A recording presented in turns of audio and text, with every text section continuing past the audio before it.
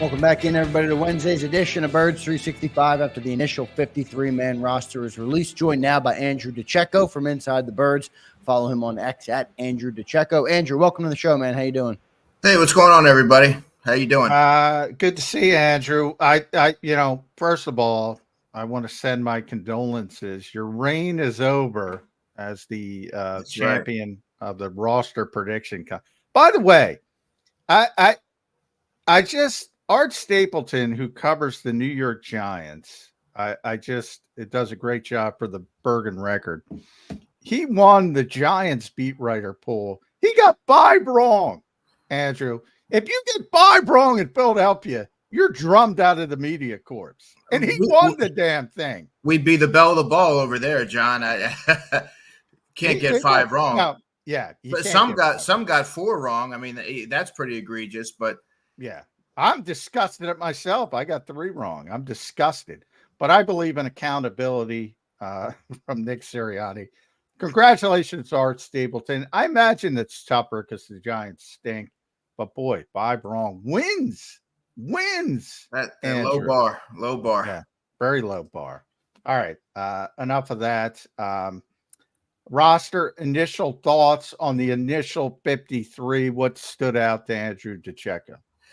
Not a lot of shock, although going light with 2 tight ends was something that caught my eye. Also, the lack of a backup center, a true backup center. Now, Trevor Keegan can play all the interior positions, but he hasn't done it in training camp. Landon Dickerson, of course, could slide over, but that also leaves you a little bit weaker along the interior at the guard spot. And then I thought going heavier at corner and safety, really. 11 defensive backs is pretty heavy to go. Bradbury's here. That was something that you and I had talked about at length throughout the summer. I didn't see a world where he was here, still to be determined whether or not he will be in the future. But 5 safeties is an awful lot. Yeah. They were heavy everywhere on defense, if you think about it. Yeah, I mean, they only went 22 guys on offense, which, I mean, it's pretty – I have to think that's going to tilt. Yeah, it's got to tilt. You got 6 edge rushers. You got 6 interior defensive guys. Even I saw a bunch of teams keep 4 linebackers, devalued. The Eagles kept 5. And as you mentioned, 11 defensive backs, depending how you want to label them, because Avonte can play both. James can play both. Yeah, very. Does that? I mean, I've been talking about this for a couple weeks, Andrew, and my thought is, and I probably said it to you at practice. Obviously, the Eagles' offense, the starters, tremendous, top of the league, but there's more depth on the defense than the offense. Agree or disagree?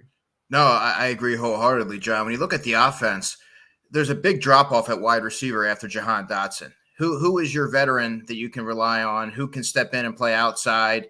Aside from Dotson, that's a pretty sizable void out there. And I also would say tight end, which you and I both are of the belief that they're going to address that, whether that be a Donald Parham, whether that be a Jack Stoll, or loading it up on the practice squad. And then the offensive line, we talked about it. I mean, I don't know that Dylan McMahon was ever going to be a viable solution at any point this season to step in at center.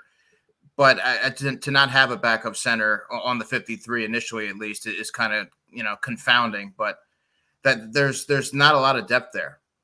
Yeah. No doubt, Andrew. One of the guys that did make the team, that really wasn't a question, but was Ben VanSumeren, and you talked about him a lot on Twitter, just that he's impressed you in camp. What have you seen from Ben, and do you think he has a chance to have a real impact in games this year for the Eagles? It's funny, Zander, because guys like Ben VanSumeren and Patrick Johnson don't really get discussed until days like this. But from what I've seen from Ben VanSumeren from the spring through the summer, even really last year, you could argue that his start on Christmas Day was the best start by an Eagles linebacker all season. Low bar, I understand that. But you see the instincts, you see the intangibles that he brings. And I thought that he really parlayed that into a successful spring and carried it out throughout the summer. He got some second team work. He got even some sprinkling with the first team, but he's fast. He's athletic. My understanding is the Eagles really like him. Obviously, they kept him on the roster, but he kept getting opportunities, which we could read between the lines about where they think he is in terms of his development. You don't want to part with somebody like that who's 24 years old with all that athleticism, which is why he edged out Oren Burks. And he can run routes too. We learned that. Yeah, he used to be a record-setting wide receiver in high school, and he played running back at college for a little bit too. Running back. Yeah, he was more of an athlete. When you see those guys, those high-level recruits, and they call them athlete because they haven't decided their position yet. It's kind of like Ben. Tremendous. I wouldn't be surprised, John, if later in the season he's factoring in defensively. I've said that, man, and people I really do. That I'm like, if I've said this pretty consistently, if you want to default to Devin White and Zach Bond, I don't think you're going to get that much better play with that duo than say Ben VanSumeren and Jeremiah Trotter Jr. You are, especially early, but if those guys were forced to play, I don't think the difference is that great. I really don't. No, especially if you know they're going to be a piece of the future, and someone like a Zach Bond or a Devin White, by all accounts, will not be. I think Ben has shown you that he gets better with reps. Jeremiah Trotter, as a rookie, certainly will get better with reps. Nakobe Dean, the same thing. He hasn't played a ton of football. Those are guys who, for all intents and purposes, are going to be here for the foreseeable future, so why not get them opportunities? And by the way, I do think that Trotter Jr., Nakobe, and Ben all offer varying degrees of intrigue. Yeah. Well, I think Nakobe's the best linebacker on the team. I stand by it. I think ultimately that will play out this season. I think people will get to see that. But you do have to worry about the durability and the health and all that kind of things with Nakobe Dean. But I think he's ready to take a big step forward. Cornerback, Josh Jobe versus Eli Ricks. Maybe it shouldn't have been a surprise. They've done it 2 years now. Look, if it comes down to special teams or coverage ability, Howie's going to keep the coverage guy. And I guess I can't blame him, because if you're going to claim somebody on waivers, you might claim somebody who's got upside as a coverage player at cornerback. But, if it's just a special teams guy, you're probably not going to claim him. I'm sure if Michael Clay had to bang the table for one player, it would have been Josh Jobe. That's the first player he mentions all the time. He's given me some great answers on what Jobe brings to the unit. But it had come to the point, John, this summer where Jobe had become virtually unplayable at corner. You heard Vic, when I asked him about Eli and Josh, said they've both done some good things, but they have to cut back on Josh's PI penalties. He's getting a little too grabby out there. We have to rectify that. And you see that manifest in the games. He sort of fell out of favor late last season. I got to know Josh because he lockered next to Eli, so we did the rookie diary. We would all have conversations. So I was really high on both players. But when it comes down to it, you're going to lean towards the 22-year-old cover corner who's more likely to get claimed via waivers than you are the special teams standout. Yeah. And difficult. That's a difficult one. Another difficult one. And this is the thing. I think when you talk about getting guys back to the practice squad, and I've said it in this show, I say it a bunch, it's a two-way street. Sometimes guys might be unhappy that you pass them over for the 53. Julian Okwara was already out in Arizona visiting with the Cardinals. So he's obviously looking at his options. And when we talk about center, you got a bunch of guys who can play center. Dylan McMahon, most obviously, he'll be back, but I'm not sure, as you mentioned, he's going to be ready to help this year. And then you got the veteran guys, Nick Gates and Brett Toth, who did it. Brett Toth did it during training camp. He was the backup center most of the time. Mm-hmm. They jerked him around a little bit. Maybe Brett starts thinking about life after Jeff Stoutman. That two-way street is a real thing, isn't it? Sure it is, but there have to be other suitors. If not, you can always go back to which is Jeff Stoutland and the Eagles organization on the practice squad. But I have to think if you're him at this point in your career, you're going to want to look elsewhere. Maybe the same would apply for someone like a Teron Jackson, who has been on and off the practice squad. He's been on the 53. He's now waived again. You might want to pursue other opportunities and find your way. You might find a more desirable destination elsewhere, but they do have to address that backup center spot. I think Nick Gates is an interesting player who you mentioned, John, because they signed him late in camp. So it would suggest that there weren't a lot of folks vying for his services. So you might be able to get him back on the practice squad. Maybe someone else shakes free through waivers that you like a little bit more. And and you can kind of, address it that way. Another position, Andrew, is that tight end 3. You mentioned it at the open. You think they go outside the organization for that to fill that position? I do. And one thing I mentioned about even a week ago is to keep an eye on Jack Stoll if he were to be on the outs with the Giants, right, because of the familiarity, because of his blocking prowess, for everything that EJ Jenkins did this summer. And believe me, he did some really good things, Zander. I didn't view him as one of the best 53 players on the roster. I didn't think he did enough. I thought he made notable strides, but I thought he was someone that you can safely get through waivers, develop him, and then maybe elevate him on game day if you need to. But I think that the answer was always going to be outside the organization. CJ Uzomah didn't do anything to earn his spot. Alberto Cuebanam got hurt. He had an abdomen injury for most of training camp, and you just didn't get anything from those other back-end guys like Folch and Armani Rogers. They were never really viable contenders. So I think the answer is outside the organization. Edge rusher's an interesting position because I think, it's perceived that Patrick Johnson is the 6th guy. He might be the 4th guy. And, obviously you're not going to move on from Nolan Smith. And you shouldn't. I think people are closing the door on Nolan Smith. It's way too early for that. And then you have Alex Hunt, who is more of a developmental prospect. And who knows? I think Vic Fangio is capable. If he's got a guy who can do one thing, he might be able to utilize that earlier than people might expect. But I look at Patrick Johnson as one of the most improved players on this team from last year to this year. He's worked out, really remade his body, I would say. I used to say that about TJ Edwards. If you saw TJ Edwards the day he stepped in to the Eagles building versus the day he stepped out of it, completely different guy from a physical standpoint. I get some of those same vibes from Patrick Johnson. Am I too high on Patrick Johnson?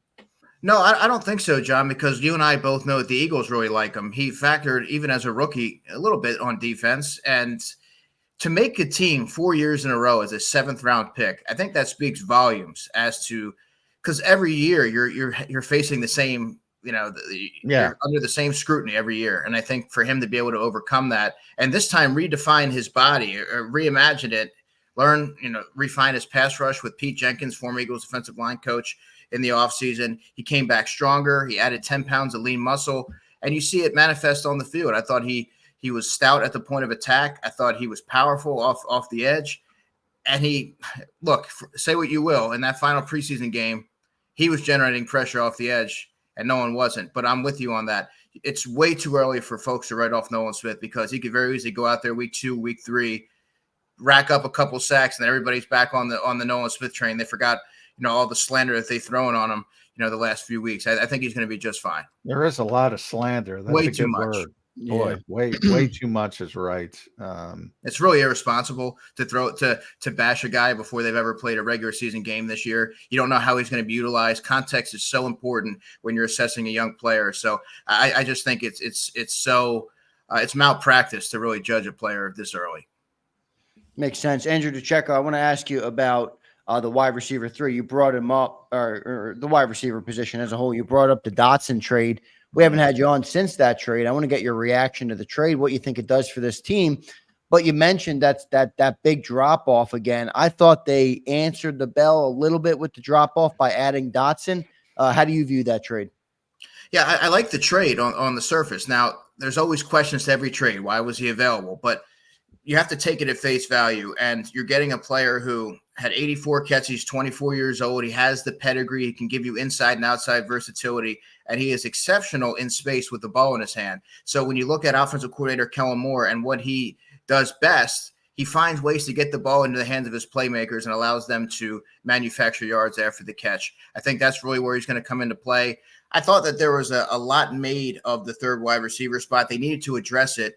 But when you're looking at an offense that already runs through AJ, Devontae, Dallas Goedert, and now Saquon Barkley, even in the passing game, what's a realistic outcome for that third receiver? 35 catches, 400 yards? I thought they needed to address it. I didn't know they were going to do it to that magnitude, but I think you have to be really encouraged with the addition. I think we all are going to be in tune to the waiver wire today If the Eagles do claim somebody, or if they sign a veteran that got knocked off somewhere else, we've talked about Parham, for instance, as a potential tight end 3 with his history with Kellen Moore's recent history. Who's your first guy off? Who's 53rd? If you have to make a decision, I which was is already always talking about this last night. Player Yeah. number 53 for me would be Eli Ricks. Eli's a good one.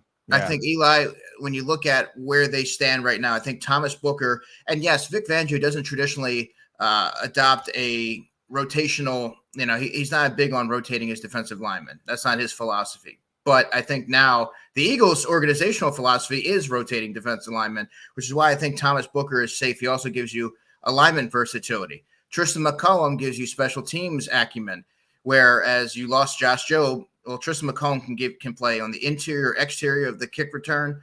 He can play personal protector. He can play gunner, all the things that Josh Jobe did, whereas James Bradbury cannot. So I think McCollum would be safe. Eli Ricks as that 6th corner where you're pretty heavy in that area already. He doesn't give you a ton on special teams. He could also be a trade candidate, perhaps. Yeah, I like it. Makes sense because, Eli's the one guy where you would have to envision like a lot of things would have to happen for him to get on the field. Like a lot of things, injuries. They have so much depth at outside corner. He's not a great special teams player. Yeah, he might be number 53. Now I'm going to go to the waiver wire players from the Eagles. Not the veterans, so just the waiver wire guys. And we'll eliminate the guys who were hurt. So Jacob Harris was waived injured. You reported broke bones in his face, by the way. In addition to the concussion, all the best to him. All the best to him. That was a tremendous hit. And that was the opening kickoff against Minnesota, if you want to see it. And it was such a hit. He injured himself. Joseph Nada was waived injured as well. Caden Stearns is not healthy, non-football injury from that perspective. But then you got a bunch of guys from, we'll do it alphabetically, Gottlieb Aidze, all the way down to, I guess, Austin Watkins. Because there's 1 or 2 of those guys, those waiver wire guys that Andrew DiCecco wants to work with, wants back. Give me a couple names that you think the Eagles should do everything possible to keep working with. For me, it's Andre Sam, first and foremost. I think Andre Sam, the undrafted safety, for those who don't know, I thought he had a really good summer, John, and I really started noticing him even more in the latter stages of training camp. Number 35, I kept writing that name down in my notebook, that number down in my notebook. I noticed him getting a lot of reps with the second team. I think he showed well in the final preseason game, 92 snaps total he played. And he just needed time to develop. He's bounced around at 3 different colleges. He's a little bit older for a rookie at 25. But I think the Eagles like what they have there. He's not likely to get claimed via waivers because safeties typically don't. I think you can get him on the practice squad and continue to develop him. And then Gottlieb Aidze, you mentioned him right at the top. I think he's someone that he was injured when they first signed him, so they waived him. They brought him back, and we saw him have some really encouraging reps and one-on-ones. He shut down some of the more prominent pass rushers that the Eagles have. I think he has some signs of development there, and he's a bit raw, so that might be a Jeff Stoutland project. Yeah, Jeff likes a project. That's true too. He likes a good project, and they generally give him. How about for you? What do you think? Who would you? They generally give him 1 or 2. To your point, they let him work with. Well, EJ would be one, EJ Jenkins, because I do think I'm with you. I don't think he's ready to play. I never thought he'd make the 53. Very raw prospect, but boy, he's got skills as a receiver. Absolutely. I think that's somebody you really want to bring back and work with. Also, I'm with you with Andre Sam, but you mentioned him. Also, Brandon Smith, I was impressed with. Yeah. He had a concussion that actually knocked him out of 2 weeks of training camp. And it's interesting enough, John, that one of his family members actually called me when I was on the Fanatic the other day and was asking me about his summer and how he fared and how I assessed it. And so like it was something when you put it in perspective like that, you're racking your brain. He really did have a good summer. Yeah, Unfortunately, he really it was did. robbed When he was of, out there, big long guy yeah. too. Just I like the traits. Howie always talks about traits. I look at him and I say, boy, if it clicks, he could be something. And I think when he first got here, it was like he's so big, you thought, well, he's more of an edge rusher. And then, they put him at all-ball linebacker. I'm very intrigued by Brandon Smith. He was another guy when I talk about their linebackers. I'm not sure about the starters, but I say it all the time. I like their depth at linebacker. First time in a long Me time. too. And Me too. that includes Brandon as well. So those would be my two. I'm trying to, and I guess Kendall Milton as well as a running back. I think you do need some size. What about Lou Nichols? I think Lou had actually more work than Kendall did. Maybe perhaps Yeah, they're so more. did Ty Davis Price. They both did. And Ty Davis Price is interesting because he was a 3rd-round pick. He was one of those futures guys out in San Francisco. He's a 3rd-round pick, but he just doesn't catch the football well enough for me to be an Eagles back. They're obsessed with getting them involved in the passing game, but I just want a north-south runner. Just as He can do that. He can do Yeah. that. And I think if they needed to have an RB4 or they have to elevate someone, he would be the one. Ty Davis Price. Yeah, he's probably the most, definitely the most ready, I would say, to do that right away.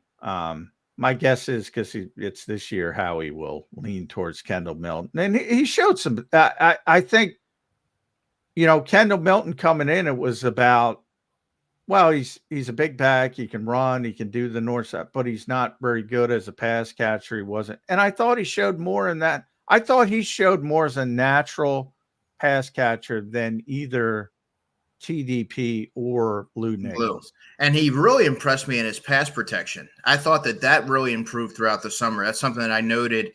And that's another thing that's going to keep you around if you can do that as a running back, a young one at that. And I think he sort of checked off that box. Yeah. So there's some of we like to get the people educated here. Nobody does that better than Andrew. Does a great job inside the birds. You can read them there. As he mentioned, 97.5, The Fanatic, doing a great job with them as well. We'll get back to the initial 53, and that's what it is, initial 53. Your overriding thoughts on Howie's ability, kind of talked about this, and I think he used the term tricky. And he admitted he and Nick, and they had a nice back and forth. I thought it was a nice, refreshing, honest back and forth. They have different jobs. And Nick admitted sometimes the coaches are selfish. He brought up poor Jeremiah Washburn. He'd like to keep everybody. They always want to keep everybody at their particular position group. And how he's got to think about now and the future. Do you think he threaded that needle this year? Because there's a couple veteran guys. We just talked about the waiver guys, but if you bring up the veteran guys they released, the Paris Campbells of the world, we mentioned Gates a little bit. They could probably help you in week 1 better than some of the guys you kept. Even Oren Burks, you can make that argument now that he's back healthy. You think Howie threaded the needle well enough? Well, he skewed it drastically one direction because there's a very few Eagles right now on the roster that are older than 27 years old.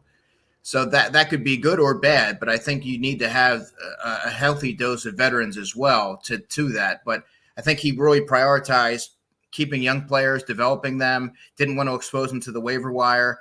And it almost is, I guess if you want to look at it like this, it's an overcorrection because last year they had a number of veterans, and I thought that they were very slow and lethargic, especially on the defensive side of the ball. And now they have a lot of youthful upside. So I think in a way he has threaded that needle, but because you can kind of counter that or couch it by putting some of those guys on the practice squad as well to balance it out. Yeah, we do have to wait for that today. And Howie said that consistently. And he even afterwards, he said he wished he could talk today after the practice squad. And by the way, he can talk today. He's allowed to He talk still whenever can, he yeah. wants. Yeah, he's allowed to talk. He will not, but he's allowed to talk. So we reminded him of that. But he's right. It is a fluid situation, and a bunch of these guys will be back. So last one for me. Andrew is a football guy. He knows football. That's why I love Andrew. He knows that. He's one of the guys who knows the most about the football aspect of this team. Who's the best player they cut? Who's the best player they cut? The best player they cut? Probably Oren Burks. I agree. Well, Oren Burks did not belong in that preseason finale, and I mean that in a good way. Yeah. This is someone who played 91 games. He was making every play. He was so far advanced over anyone else on that field. Yeah. And he could still give you some quality snaps. So it would be Oren Burks for me. Yeah. Last one for me, Andrew. Does Howie Roseman have a trick up his sleeve here on James Bradbury, or you think he's looking to ride it out with him for a little bit? It's hard to envision James being here. I think over the next week it'll be interesting. I know that there's probably it's not for lack of trying, put it that way, Zander. But when you have a safety there that doesn't play special teams, you can't put him at corner. He's still learning a new position. How much is he realistically going to be able to help you on game day? I just don't see the long-term fit. So I think that he'll probably have to move off in one way or the other in the next couple of weeks. Yeah, we'll see what they end up doing there. Andrew, great stuff today. As always, man, you were tremendous covering training camp all through the offseason. So we followed your work closely here on Birds 365. Hope to talk to you again soon. Andrew, thanks for joining us today, man. Absolutely. Have a great day, guys. Yep, thanks. Thanks, Andrew. DiCecco joining us on Birds 365. Always great to talk to Andrew DiCecco here. I think he's done a really good job on the Fanatic and on Inside the Bird. So good stuff from him. Johnny Mac, any takeaways on what Andrew had to say there? Yeah, he's right about Oren Burks. He didn't belong on the field in that Vikings game. And that's probably the best player the Eagles had to cut. And, he'd probably be here if he didn't have that knee injury at the start of camp. He missed so much time. I think if he were healthy, he'd probably still be here. And the butterfly effect of that would probably be Ben VanSumeren wouldn't be here. So, and I don't think that would be a good thing. So I that's my overriding thought about the Eagles cut down to 53. Not really a lot of stuff to worry about. Sometimes there's one player like, boy, I wish they could have kept him. I don't see that player. And Oren would be the closest, and I don't think anybody's losing sleep over that. Yeah, good stuff there. John, I got a good question. Well, first, we have a super chat, so I'll get to that. But I do want to bring this up because I think this is a good question. Sometimes we do these shows every day and we forget that not everybody has time or is as knowledgeable. Philly Fan Max, thanks for the question, man. We appreciate it. In an effort to educate John, Philly Fan says, what is the difference between waiving and releasing players? Can you break that down, Johnny Mac?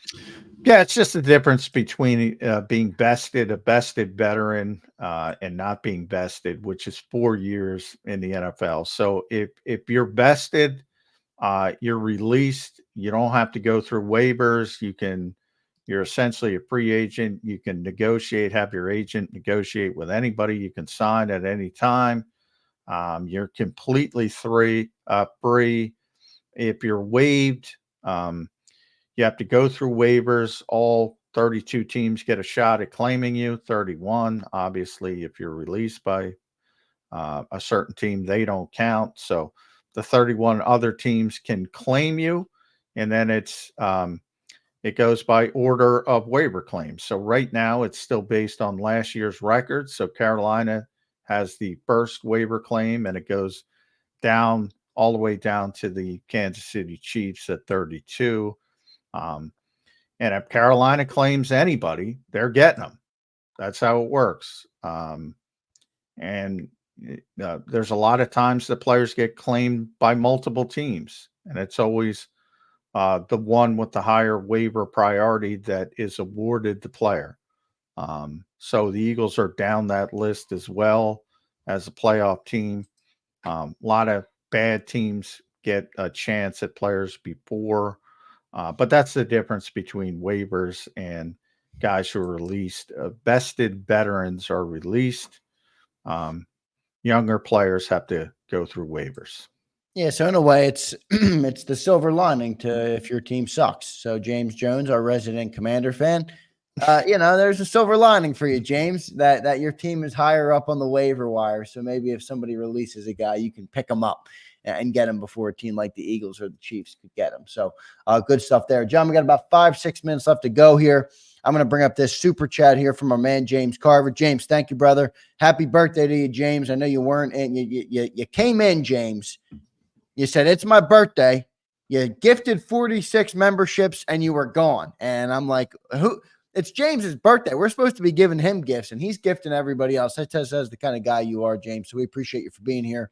He says, J-Mac, do you see Howie having any interest in either Bakhtiari as a backup tackle guard and or the Steelers center? He says, I think his name's Combs, but I don't think it's Combs. I don't know who the Steelers center is that was released. But anyway, any interest, do you think, John, for a guy like that on the backup on the offensive line?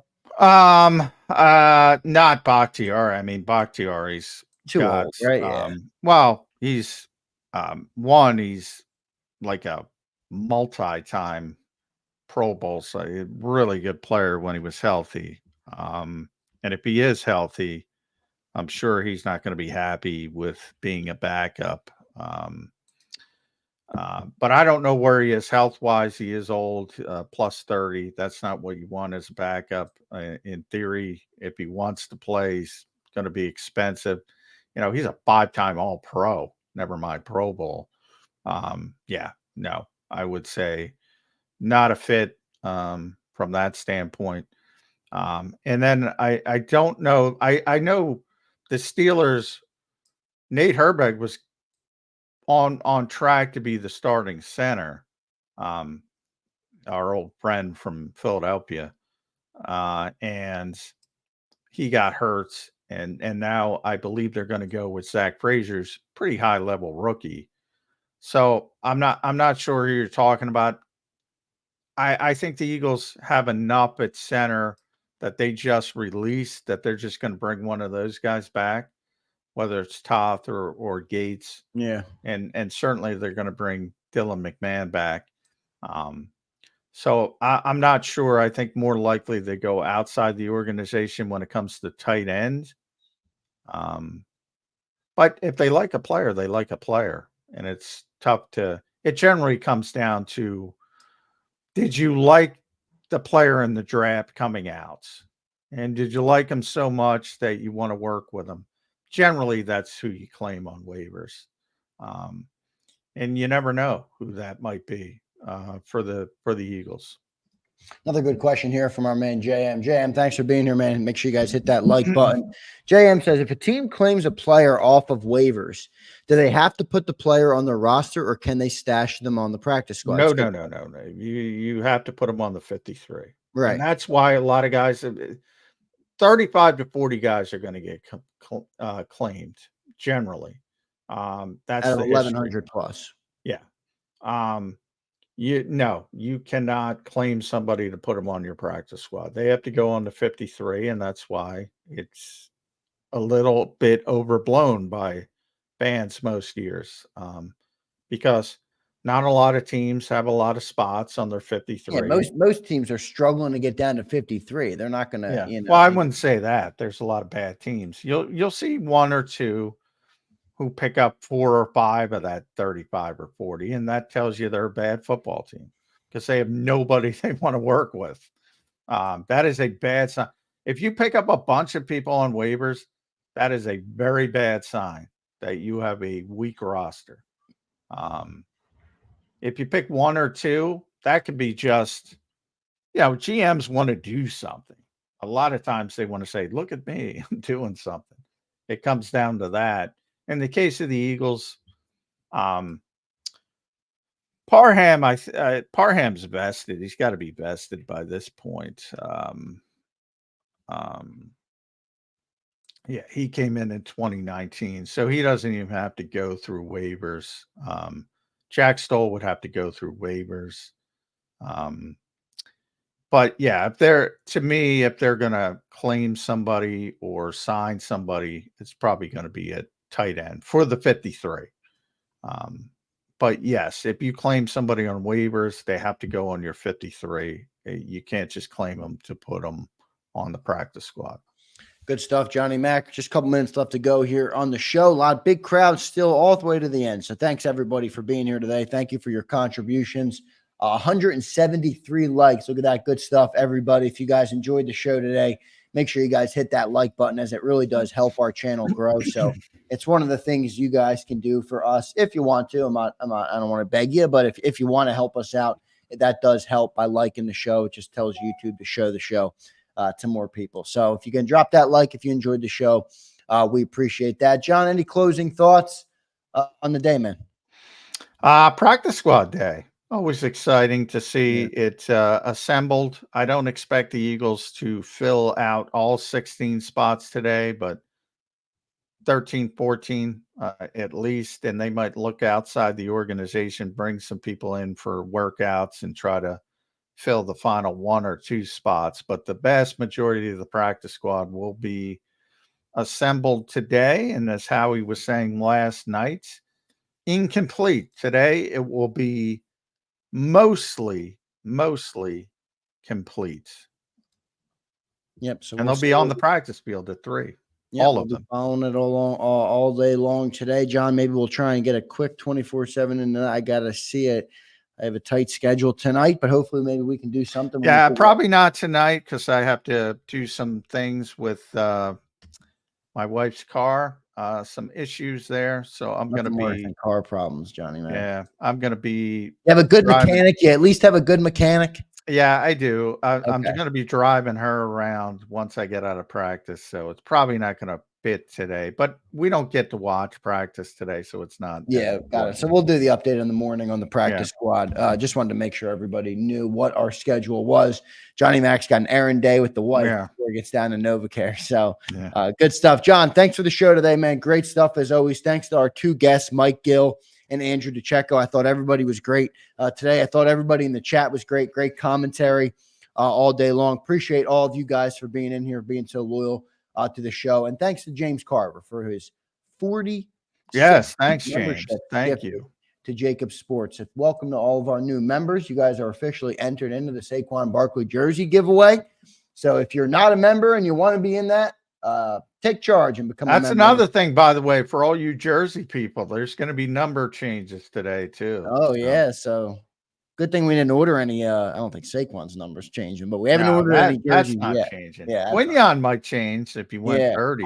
See, I grew up and I was a goalie in hockey, John. So I was number 30 after my favorite goalie at the time was Martin Brodeur. So I saw 30 on Quinyon. I'm like, I love it. And everybody else is ripping it. I'm like, oh, come on. I like the 30 on Quinyon, but I'm biased. I think it was 27 in college. Yeah, he was 27 at Toledo. So I don't know if he likes that number, but Zach McPherson was 27. So you might see a Quinyon Mitchell change. And I hope people didn't buy that jersey yet.